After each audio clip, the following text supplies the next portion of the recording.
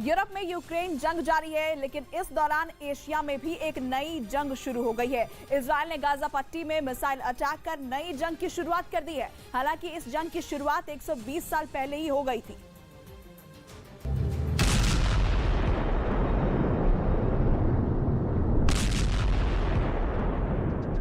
पहला हमला,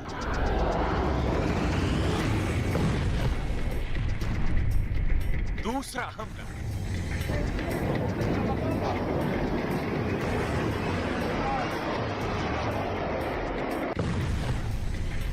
तीसरा हमला,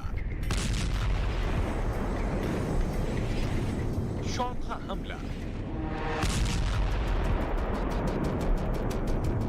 पांचवा हमला, छठा हमला,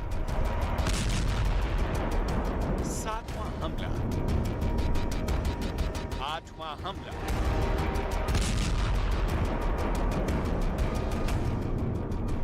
नौवां हमला, 10वां हमला। इन धमाकों के साथ क्या दुनिया में जंग का तीसरा मोर्चा खुल गया है? क्या ये एक और नए युद्ध की शुरुआत है? अभी ये मत पूछिए ये कहां हुआ, क्यों हुआ, अभी ये देख लीजिए ये कैसे हुआ। इजरायल के हवाई हमले का जवाब हमास ऐसे रॉकेट से अटैक करके देगा, किसी ने सोचा नहीं था। इजरायल फिलिस्तीन के गाजा शहर को तबाह कर देने की कसम खा लेगा, किसी ने सोचा नहीं था। इजरायल ने एयर स्ट्राइक की। हमले के जवाब में गाजा की तरफ से रॉकेट दागे गए, मिसाइलों से हमला हुआ। एक बार नहीं, बार बार। एक तरफ से नहीं, दो तरफा हुआ। एक ने वार किया तो दूसरे ने पलटवार।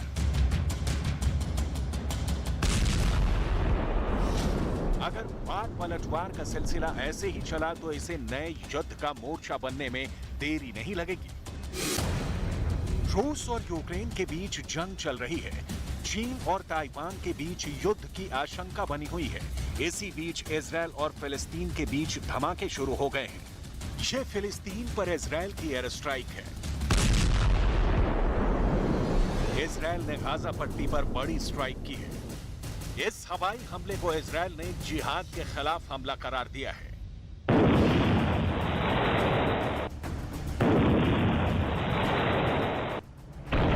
इस मंजर को देखकर सारा संसार सहमा हुआ है, क्योंकि ये तबाही जमीन के महज एक छोटे से हिस्से की तबाही नहीं, बल्कि बड़ी तबाही की आमद इसमें दुनिया को नजर आने लगी है।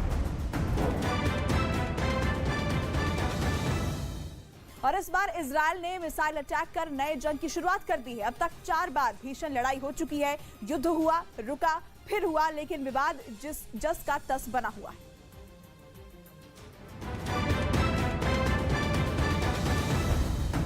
इजरायल और फिलिस्तीन के ये संघर्ष इस वक्त कितने नाजुक मोड़ पर जा पहुंचा है, इसके बारे में बात करने से पहले जरा आज के सूरत हाल पर नजर डाल लीजिए। इलाके की हालत और वहां के जमीनी सच का पूरा अंदाजा लगाना आसान हो जाएगा।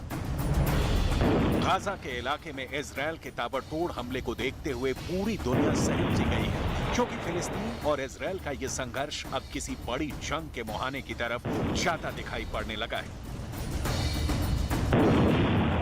इजरायल की ओर से शुक्रवार को गाजा पट्टी पर सीरियल अटैक किया गया। इस हमले में हमास के एक सीनियर कमांडर समेत 7 लोगों की मौत हो गई है, वहीं 40 से अधिक जख्मी हो गए हैं। इजरायली डिफेंस फोर्स के मुताबिक एयर स्ट्राइक में PIJ यानी फिलिस्तीनी इस्लामिक जिहाद का सीनियर कमांडर तायसीर अल जबारी मारा गया। उसके साथ ही हमास के 15 आतंकियों की मौत की खबर है। इजरायल ने इस एयर स्ट्राइक को ऑपरेशन ब्रेकिंग डॉन नाम दिया है।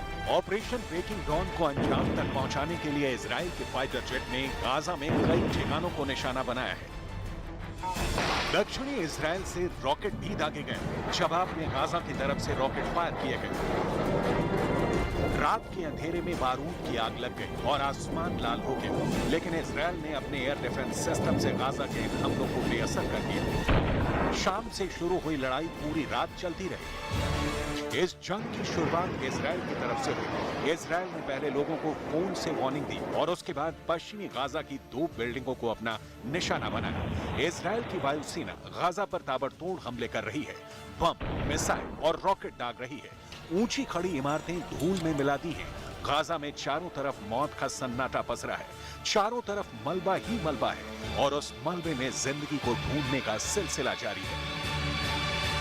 بقول اخلوا المنازل القريبة من البيت، هذا بيت إبراهيم شملخ، موظف بلدية غزة، موظف عادي قاعد بيصرف على أولاده الصغار، فتفاجأنا الأولاد الصغار كلهم والنسوان كلهم نزلوا في بيت الدرج، وهذا بيت أخويا الثاني يعني عمر جديد، كان الله يبعونه في خسائر.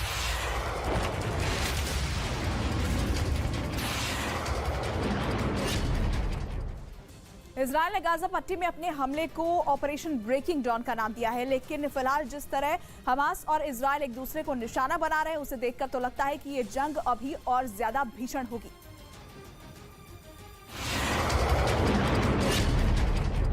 इजरायल के अटैक के बाद गाजा भी दक्षिणी इजरायल में रॉकेटों के गोले दागने शुरू कर दिए।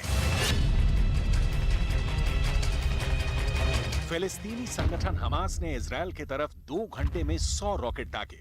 इनमें से 9 गाजा पट्टी के अंदर गए। वहीं इजरायल के अटैक के बाद गाजा शहर में धमाकों की आवाज सुनाई दी।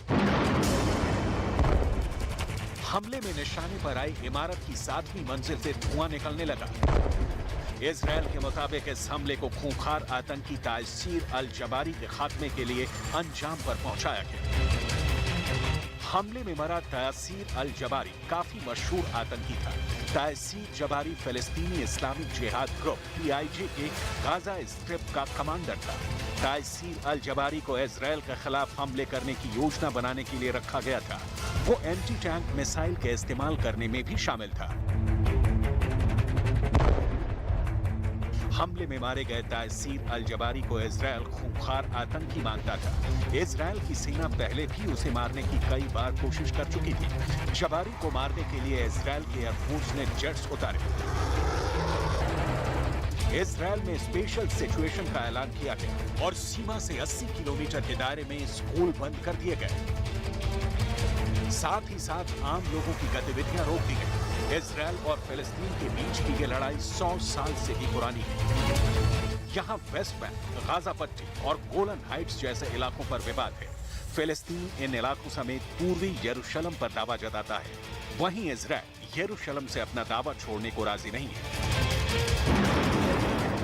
फिलहाल जिस तरह हमास और इजरायल एक दूसरे को निशाना बना रहे हैं, उसे देखकर तो लगता है कि ये जंग अभी और भीषण होगी। इजरायल और फिलिस्तीन के बीच शुरू हुआ विवाद अब जंग में तब्दील होता जा रहा है। यहाँ ये जानना जरूरी है कि इजरायल और फिलिस्तीन के बीच ये झगड़ा नया नहीं है, बल्कि इसकी जड़ 120 साल पुरानी है।